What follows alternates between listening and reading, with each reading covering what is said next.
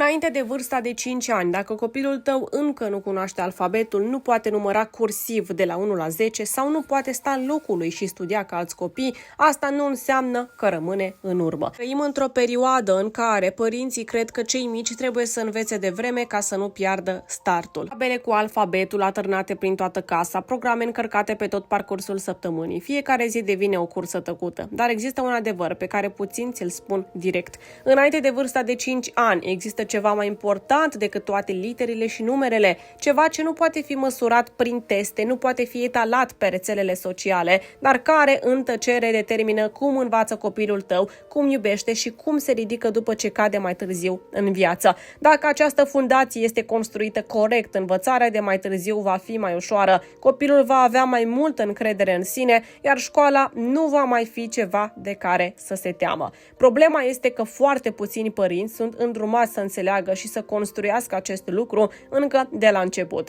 Mulți părinți cred că dacă copilul lor poate citi mai devreme, număra mai bine, face temele mai repede decât colegii de aceeași vârstă, atunci copilul va avea un avantaj mare încă de la început. Această convingere nu apare din senin. Ea este alimentată zi de zi, de la laude neintenționate, de la clasamente tăcute între părinți și dintr-o teamă foarte reală, dacă copilul meu rămâne în urmă. Din frica de a nu-și vedea copilul dezavantajat, părinții încep să-i umple timpul cu programe de studiu. Dimineață învățăm litere, după amiază învățăm numere, seara facem teme. Joaca liberă dispare treptat, înlocuită de birouri, caiete și de cerința de a sta nemișcat. Dar merită spus că a învăța de vreme nu înseamnă a învăța mai bine pe termen lung. Există copii care citesc foarte devreme, dar se tem să greșească. Există copii care fac calcule foarte repede, dar intră ușor în panică atunci când se confruntă cu probleme dificile. Și există și copii care cândva au fost lăudați drept supradotați de mici,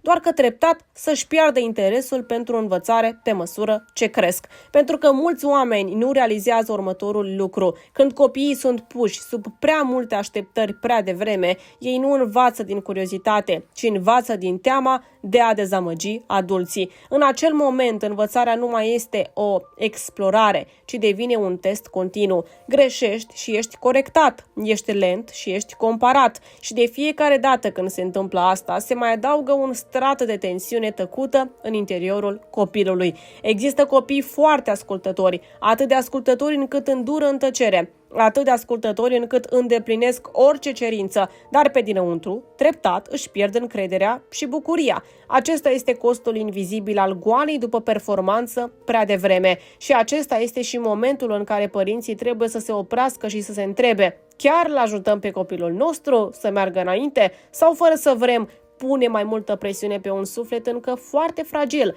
Așadar apare întrebarea: de ce au cu adevărat nevoie copiii înainte de vârsta de 5 ani?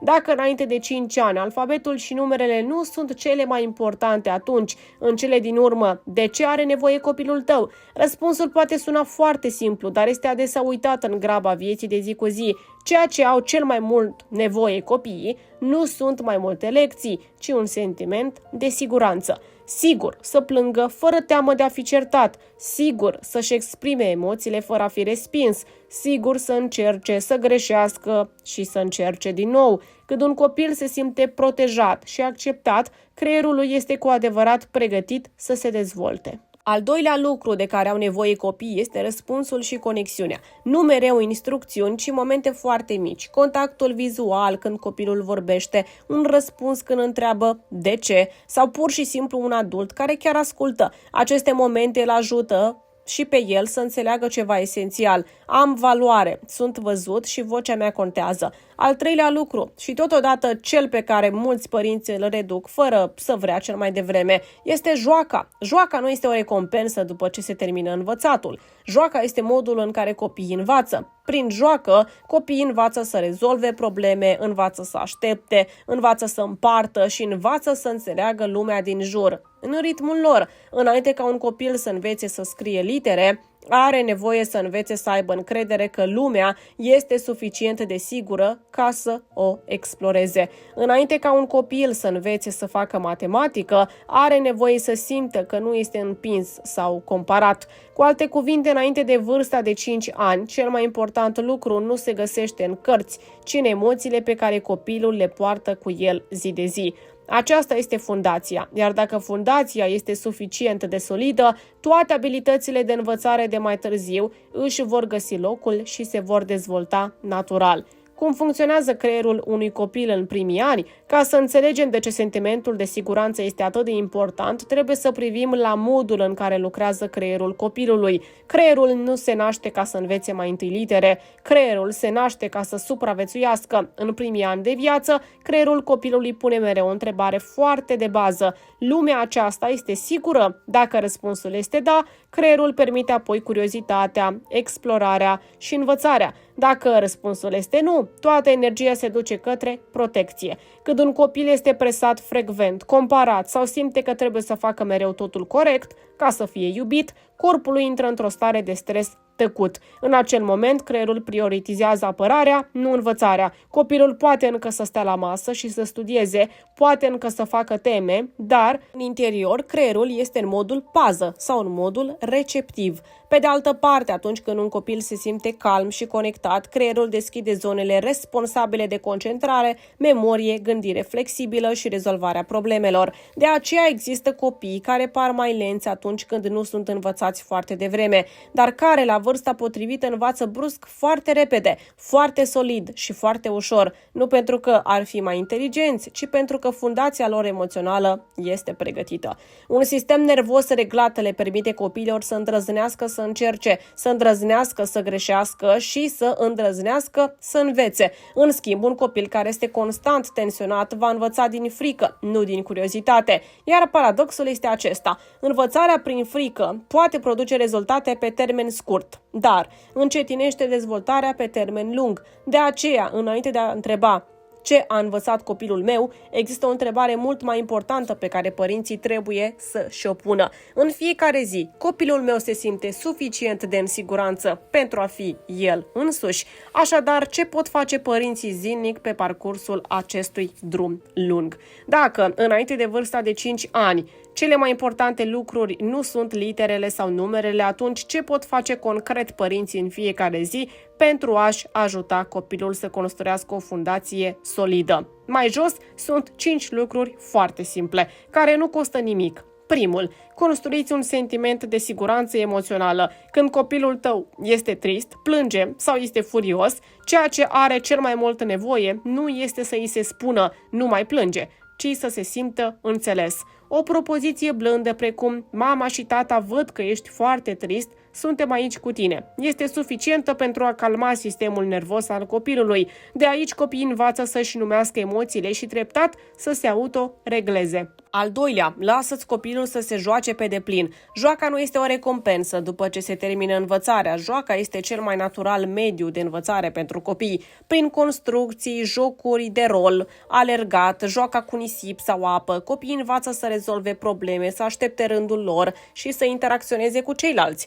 O oră de joacă liberă este mult mai valoroasă decât o oră de stat nemișcat făcând fișe înainte ca un copil să fie pregătit. Al treilea, vorbiți cu copilul în viața de zi cu zi. Nu este nevoie să predați lecții, nici să îl testați. Doar vorbiți despre ce se întâmplă. Porți pantofi albaștri, mașina aceasta merge foarte repede. Aceste conversații naturale ajută vocabularul copilului să crească. Al patrulea, lăudați efortul, nu etichetați. În loc să spuneți, ești atât de deștept, încercați, mama și tata văd cât de mult te-ai străduit. Acest tip de laudă nu creează presiunea de a fi mereu bun, ci încurajează pe copii să îndrăznească să încerce, să greșească și să învețe din greșeli.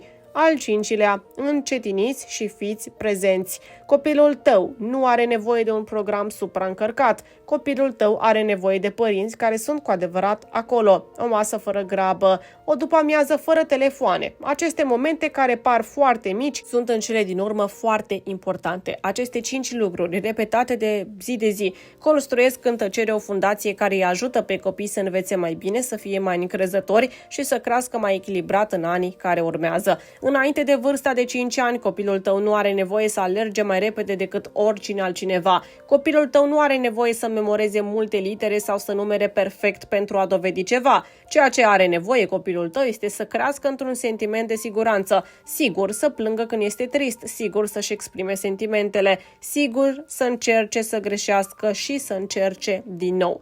Ei bine, pentru că niciun copil nu învață bine atunci când este constant tensionat pe dinăuntru și niciun copil nu se dezvoltă pe deplin dacă simte că trebuie să fie corect pentru a fi iubit. Ca părinți nu trebuie să fim perfecți, trebuie doar să încetinim suficient pentru a fi alături de copiii noștri, să fim suficient de prezenți încât ei să știe: mama și tata sunt mereu aici, indiferent cine ești, indiferent de etapa în care te afli. De aceea, dacă ceea ce a fost împărtășit astăzi rezonează cu gândurile sau emoțiile tale, te rugăm să te abonezi la canal, pentru că împreună să construim o călătorie de parenting mai blândă sau mai înțelegătoare, mai plină de iubire în fiecare zi, pentru că fiecare copil merită să crească pe deplin.